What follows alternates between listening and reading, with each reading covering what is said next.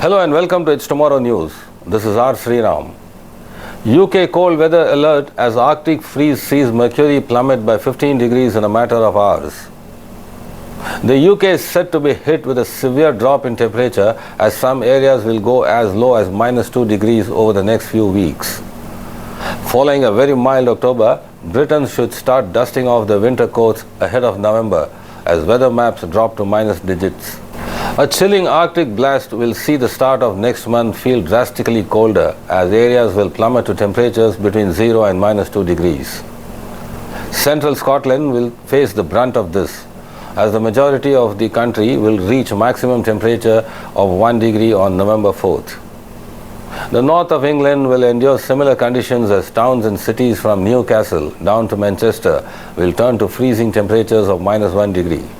November 4th will also see Wales to be engulfed by the cold, reaching lows of 0 degree. Southern England and Northern Ireland will dodge the more extreme weather, yet will still feel the contrast of October's warmth. Devon and Cornwall echo this, with averages of 5 to 7 degrees. The icy temperatures contrast October's last few days, where the UK is set for a blast of warmth, seeing figures of up to 18 degrees. According to Net Weather, the start of this year's winter season will frequently appear under the influence of high pressures, which is a change from the previous seasons impacted by low pressure systems off the Atlantic. October 30th sees the southeast and southwest blanketed between 15 and 18 degrees. The rest of the UK can expect similar temperatures, with the north of England averaging between 14 and 15 degrees, the same as Wales. Despite bringing in mostly settled conditions, the low cloud will see some areas covered in rain or drizzle. The chance of fog and frost is also increased throughout next week. Breezier conditions can be expected in the north, with the occasional outbreak of rain and the possibility of this pushing down into the south of England. As the cold air infiltrates Scotland, there is an increased chance of snow over high ground too.